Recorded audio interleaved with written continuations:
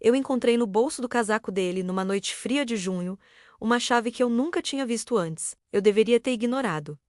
Era só uma chave, mas alguma coisa, não sei o que, me fez segurá-la com as duas mãos e olhar para aquele homem dormindo do meu lado e perceber que eu não sabia quem ele era. Essa foto foi tirada há 7 anos, no dia seguinte ao nosso casamento. O que eu não sabia, o que ninguém sabia, é que naquele mesmo momento ele já escondia algo de mim, por 7 anos inteiros. E quando a verdade veio à tona, nada voltou a ser como antes. Essa é a história de Ana e Rafael. Fica até o final, porque esse segredo não destruiu só um casamento, ele destruiu uma família inteira. E o pior, poderia ter sido diferente, se alguém tivesse tido coragem de falar antes. Ana cresceu em uma família simples do interior, filha de professora.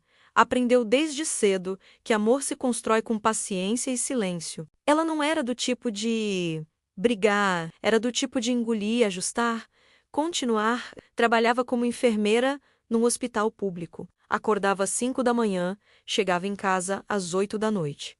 Cansada, mas sempre presente. Sempre sorrindo para o marido, sempre preparando o jantar, sempre perguntando como foi seu dia. Ana achava que tinha o casamento que queria. Não era perfeito, mas era real, era dela. Rafael era um homem bonito. Não o tipo que chamava atenção logo de cara, mas o tipo que você olha mais uma vez quando ele sai da sala, engenheiro civil, sério, organizado, responsável. Pagava as contas em dia, nunca levantava a voz, nunca chegava tarde sem avisar. Na superfície, Rafael era o marido ideal, mas Rafael tinha uma habilidade rara. Ele conseguia sorrir olhando direto nos seus olhos, enquanto guardava um segredo enorme no peito. E ele praticou essa habilidade por 7 anos seguidos. E havia Cláudia. Cláudia era o tipo de amiga que todo mundo precisa, mas poucos merecem. Direta, barulhenta, leal, até doer. Ela suspeitava de Rafael desde o começo. Não sabia de nada concreto. Era intuição. E por 7 anos ela ficou calada, porque Ana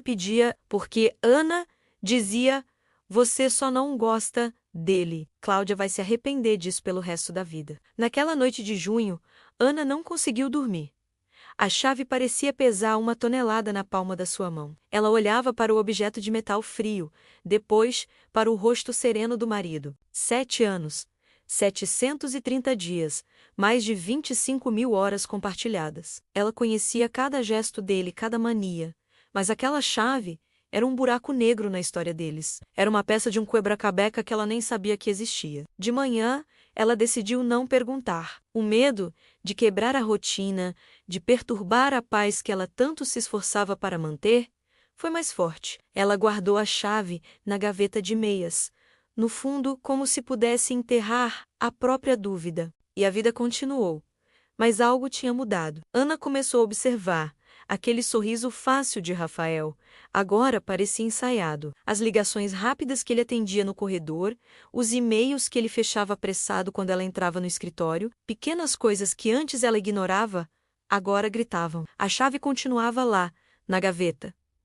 Uma tentação silenciosa, uma promessa de verdade ou de destruição. Ana tentava se convencer de que era coisa da sua cabeça, que estava cansada, estressada. Mas a semente da desconfiança já tinha sido plantada, e ela estava crescendo rápido, criando raízes em cada canto do seu coração. Um sábado, Rafael disse que ia jogar futebol com os amigos, como sempre fazia. Ana, movida por um impulso que ela mesma não entendeu, decidiu seguir. Ela o viu entrar no carro, dirigir na direção oposta ao campo de futebol. O coração dela batia tão forte que parecia querer sair pela boca. Ela o seguiu por bairros que nunca tinha visto, até ele estacionar em frente a uma casa simples, com um jardim bem cuidado.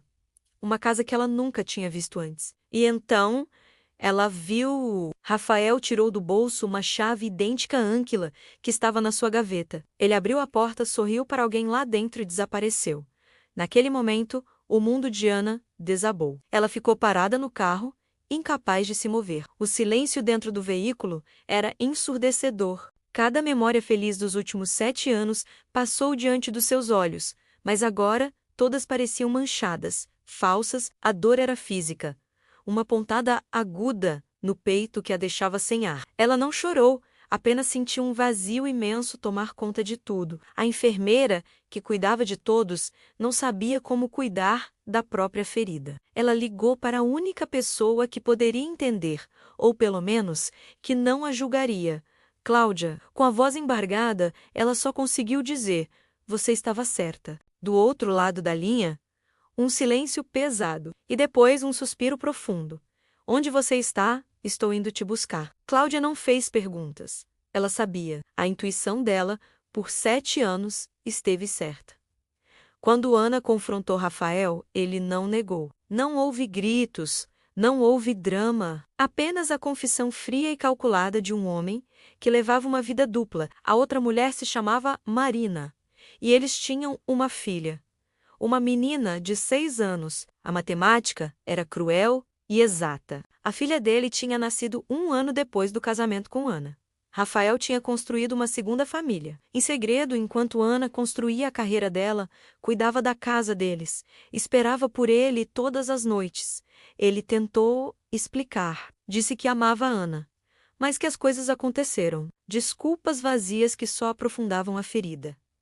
Ana o ouvia, mas não conseguia processar. O homem que ela amava, o parceiro de vida dela, era um estranho, um mentiroso. O casamento não acabou naquele dia. Ele já tinha acabado há muito tempo. Ana apenas não sabia. A parte mais difícil não foi o divórcio.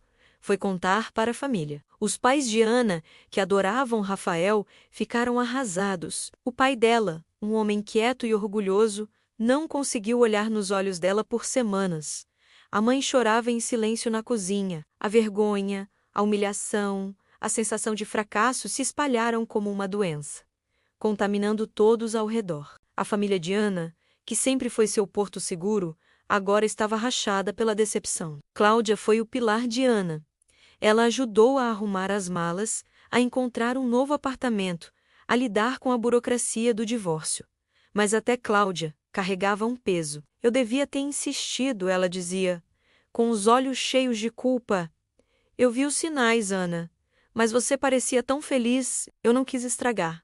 Isso. A verdade é que o segredo de Rafael não destruiu apenas o casamento de Ana, mas também a confiança entre as duas amigas, uma ferida que levaria tempo para cicatrizar. E Marina, a outra mulher, Ana nunca a conheceu. Para Ana, ela era apenas um nome, o rosto por trás da maior traição da sua vida. E a criança, a menina de 6 anos, Ana pensava nela às vezes, uma vítima inocente em toda essa história. O que seria dela? Como ela cresceria, sabendo que sua família foi construída sobre a ruína de outra? Essa história não é sobre uma simples traição, é sobre as mentiras que contamos para nós mesmos. É sobre o silêncio que escolhemos para manter uma falsa paz. Ana se calou quando encontrou a chave. Cláudia se calou por medo de magoar a amiga. Rafael se calou por 7 anos para manter seu castelo de cartas em pé. E no final, quando tudo desmoronou, todos foram soterrados. Se existe uma lição aqui, talvez seja esta: a verdade, por mais dolorosa que seja, é sempre mais gentil que a mentira. Porque a mentira cria raízes e, quando é arrancada, leva tudo junto com ela. A família, os amigos, a paz. E deixa um buraco que talvez nunca mais seja preenchido. Obrigado por assistir até aqui. Histórias como a de Ana nos lembram da importância da comunicação e da honestidade nos relacionamentos. Se você já passou por algo parecido ou conhece alguém que passou, deixe um comentário e não se esqueça de se inscrever no canal para mais histórias como essa. Até a próxima!